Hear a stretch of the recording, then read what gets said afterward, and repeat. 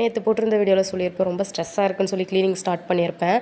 எனக்கு வந்து ஈவினிங் ஃபுல்லாக அவர் வர வரைக்கும் ஏதாவது டைம் பாஸ்க்கு வேணுன்றதுனால இந்த யானை பொம்மையை எடுத்துக்கிட்டேன். ஏன்னா ரொம்ப நாளாக வீட்டில் வந்து வெள்ளை யானை வச்சுருந்தோம், ரொம்ப நல்லதுன்னு சொல்லியிருந்தாங்க. நாங்கள் வந்து இந்த கருப்பு கலர் யானை வுட்டில் வாங்கி வச்சுட்டோம். சரி கலர் பண்ணிக்கலாம் பெயிண்டில் அப்படின்னு சொல்லி நினச்சிட்டே இருந்தோம். அப்புறமா பார்த்தா அதுக்கான நேரம் இன்றைக்கி தான் வந்திருக்கு போல். அப்புறமா அதை எடுத்து அவர் வர வரைக்கும் டைம் பாஸ் பண்ணலான்னு எடுத்து வச்சுட்டேன். எடுத்து ஒரு 2-3 கோட்டிங் கொடுத்துட்டு ஒரு 2 மணி நேரம் வெயிலில் காய வச்சு எடுத்துட்டேன். ஹேண்டில் பண்ண தான் ரொம்ப கஷ்டமாக இருந்தது. ஏன்னா எங்கே கை வச்சாலும் அது சீக்கிரம் காய மாட்டேங்குது. வெயிலில் அவ்வளோ நேரம் காஞ்சுமே காயவே இல்லை.